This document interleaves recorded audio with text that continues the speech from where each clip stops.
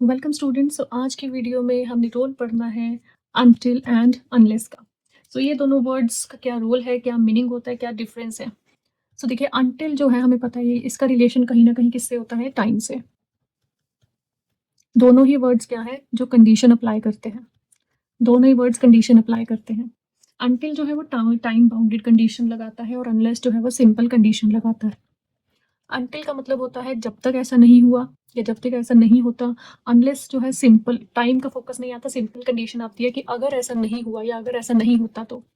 Until कहता है जब तक ऐसा नहीं हुआ, अनलेस क्या बोलता है, अगर ऐसा नहीं हुआ। और आप देख रहे हैं कि दोनों में ही क्या आ रहा है, ना। तो दो पॉइंट्स हैं जो आपको इनके साथ याद रखने हैं, जिनसे इनके एरर्स बन के आते हैं सेंटेंस में, जो आपको ध्यान देने हैं। अनटिल अनलेस दोनों ही खुद नेगेटिव मीनिंग साथ लेकर आते हैं। अनटिल अनलेस के अंदर ही ना होती है, ये दोनों नेगेटिव वर्ड्स होते हैं। तो इनके साथ कभी भी सेंटेंस में आपको नॉट यूज नहीं करना है। अनटिल अनलेस खुद नेगेटिव वर्ड्स हैं, इनके साथ आपको नॉट यूज नहीं करना है। दूसरा पॉइंट हमने सीखा है कि ये दोनों कंडीशनल वर्ड्स हैं, कंडीशन लगाते हैं। तो कंडीशन में कभी भी विल और शैल का यूज नहीं करते। कंडीशन में कभी भी विल और शैल का यूज नहीं करते। क्लियर? क्या पढ़ा है हमने? अनटिल अनलेस दोनों कंडीशनल वर्ड्स हैं। अनटिल टाइम की कंडीशन लगाता है जब तक ऐसा नहीं हुआ, अनलेस सिंपल कंडीशन लगाता है अगर ऐसा नहीं हुआ।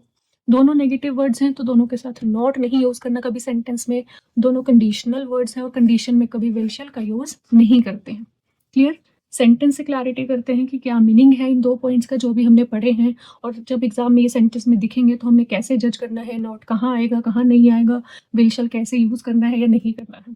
क्लियर? चलिए तो सेंटेंस देखते हैं। यहाँ देखिए, unless he doesn't work he will not gate promotion.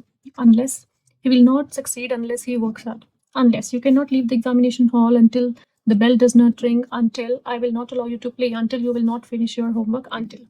दो पॉइंट हमेशा याद रखिए। देखिए, हम कह रहे हैं अनटिल अनलेस कंडीशन लगाते हैं, तो यहाँ देखिए दो चीजें चल रही हैं, सब्जेक्ट है वर्ब है, सब्जेक्ट है वर्ब है, यानी कि ये पहला क्लॉज हो गया, ये दूसरा क्लॉज हो गया। अनटिल अनलेस कंडीशन लगा रहे हैं, यहाँ ये कंजंक्शंस हैं, दो सेंटेंसेस या दो क्लॉजेस को कनेक्ट कर रहे हैं। तो अनटिल अनलेस आपको दो तरीके से सेंटेंस में दिख सकते हैं। एक हो सकता है इनसे सेंटेंस स्टार्ट हो रहा हो, तो आपको इनके साथ पहला क्लॉज मिल जाए, कॉमा के बाद दूसरा क्लॉज मिल जाए, या फिर पहला क्लॉज बीच में अनटिल अनलेस आ जाए और उसके बाद दूसरा क्लॉज। क्लियर? यानी कि अनटिल अनलेस स्टार्टिंग में भी आ सकते हैं और सेंटेंस के बीच में भी आ सकते हैं, बस वो किसको कनेक्ट कर रहे हैं, दो क्लॉज। क्लॉज यानी कि दो अलग अलग बातों को ज्वाइन कर रहे हैं। अब हमने कहा है अनटिल अनलेस के साथ नॉट नहीं आता है और विल शैल नहीं आता है कंडीशन में, ये कंडीशन लगाते हैं, कंडीशन लगाते हैं। अब फर्स्ट सेंटेंस है unless he does not work he will not gate promotion, कि अगर वो काम नहीं करता है तो उसको प्रमोशन नहीं मिलेगी। और हमने अभी पढ़ा अनटिल अनलेस के साथ नॉट नहीं आता। अब यहाँ तो डज नॉट में भी नॉट है नेगेटिव, यहाँ भी नॉट आ गया और यहाँ तो विल भी है, तो हम कहाँ मिस्टेक करेंगे, बताइए कहाँ हम क्लियर करें। अगर हम इसको ऐसे मार्क करते हैं, ये एरर ए पार्ट, बी पार्ट, ये सी पार्ट और D they they know error, तो बताइए आप ए पार्ट को रॉन्ग बोलेंगे कि इसमें नॉट है, या बी पार्ट को रॉन्ग बोलेंगे क्योंकि इसमें नॉट और विल आ गया है। तो इसमें कैसे चेक करना है, याद रखिए हमने कहा है अनटिल और अनलेस कंडीशन लगाते हैं, तो दो क्लॉज हैं, हम कैसे चेक करेंगे कौन सी कंडीशन है। तो जब अनटिल और अनलेस कंडीशन लगा रहे हैं, किसी तो मेन स्टेटमेंट पे कंडीशन लगा रहे हैं ना, यानी कि जिन दो क्लॉजेस को ये कनेक्ट कर रहे हैं उनमें एक मेन स्टेटमेंट होगी और एक कंडीशन जिसको ये अपने साथ लेकर आ रहे हैं। क्लियर?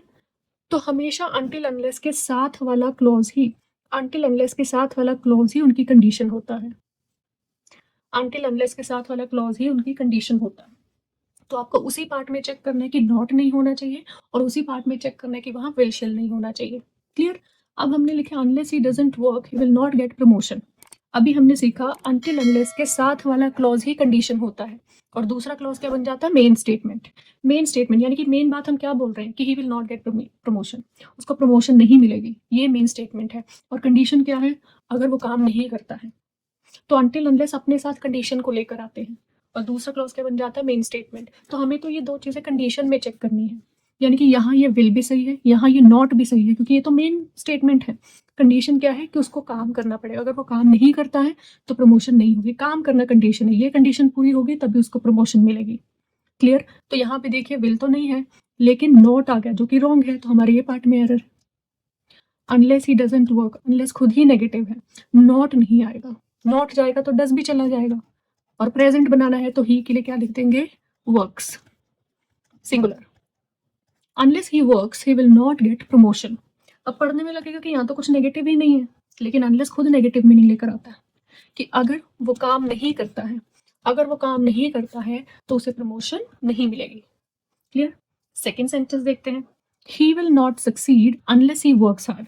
सो अनलेस यहाँ आ गया है, दो क्लॉज हैं जिसमें से एक मेन स्टेटमेंट होगा और एक कंडीशन होगी। मेन स्टेटमेंट क्या है, कंडीशन क्या है, तो अब हमें पता है कि अनटिल अनलेस के बिल्कुल साथ वाला क्लॉज ही उनकी कंडीशन होता है, यानी कि ये कंडीशन है और ये मेन स्टेटमेंट है। मेन स्टेटमेंट में विल भी सही है, नॉट भी सही है। हमें तो कंडीशन में चेक करना है कि ना तो नॉट होना चाहिए इनके साथ, ना ही विल शैल होना चाहिए। तो अनलेस के साथ ना नॉट है ना विल शैल है, ही के लिए प्रेजेंट क्या आ गया है, वर्क्स। सो ये सेंटेंस क्या है, सही। क्लियर। नेक्स्ट सेंटेंस देखिए, you can not leave the examination hall. मैंने आपसे बोला कि आप एग्जामिनेशन हॉल लीव नहीं कर सकते, ये कंडीशन है या मेन स्टेटमेंट है? ये तो मैंने आपको मेन बात जो बोली है वो है, कंडीशन थोड़ी ना लगाई है, तो ये मेन स्टेटमेंट है। Until the bell does not ring, अब मैंने कहा कि जब तक बेल रिंग नहीं करते, जब तक बेल नहीं बजती आप नहीं जा सकते। क्लियर। कंडीशन क्या है, बेल का बजना कंडीशन है, ये रहा अनटिल, और इसके साथ वाला क्लॉज क्या है, कंडीशन। अब कंडीशन में ना तो विल शैल आ सकता है ना ही नॉट आ सकता है, तो इसमें विल शैल तो नहीं है लेकिन क्या दिख रहा है, नॉट। अब अगर नॉट को भेजा तो रीड करिए, you can not leave the examination hall until the bell does ring. नहीं, नॉट जाता है तो यहाँ डज भी चला जाएगा।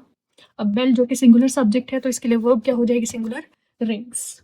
You can not leave the examination hall until the bell rings, कि तुम एग्जामिनेशन हॉल से नहीं जा सकते जब तक बेल रिंग नहीं करती। अब नहीं के लिए में नॉट की जरूरत नहीं है क्योंकि कौन है यहाँ, अंटिल। क्लियर।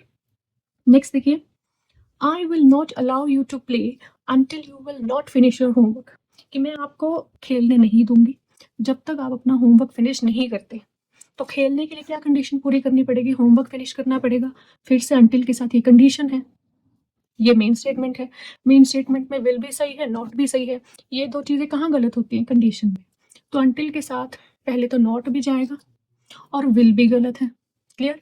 तो जो सब्जेक्ट है उसके लिए ही प्रेजेंट वर्ब आएगी। अब यू के लिए सिंगुलर फिनिशेस नहीं करेंगे, यू की वर्ब क्या होती है, प्लूरल, तो यहाँ फिनिश सही है। I will not allow you to play until you finish your homework. Clear. तो याद रखिए, अंटिल अनलेस कंडीशनल वर्ड्स होते हैं। अंटिल टाइम की कंडीशन लगाता है, अनलेस सिंपल कंडीशन लगाता है। दोनों ही वर्ड्स नेगेटिव हैं तो इनके साथ नॉट नहीं आता है जिस कंडीशन की ये बात करेंगे, और उस कंडीशन में कभी विल शैल भी यूज नहीं करते हैं। इन सेंटेंसेस को अच्छे से देखिए, जैसे मैंने मार्क किया कि देखो अंटिल के साथ वाली पार्ट कंडीशन है, अनलेस के साथ वाला पार्ट कंडीशन है। तो मेन स्टेटमेंट में तो नॉट और विल शैल आ सकता है, लेकिन जो कंडीशन होती है उसमें कभी विल शैल नहीं आता और उसमें अंटिल अनलेस के साथ नॉट नहीं आता। क्लियर। सो वीडियो अच्छी लगी हो तो please like, share and subscribe. Thank you.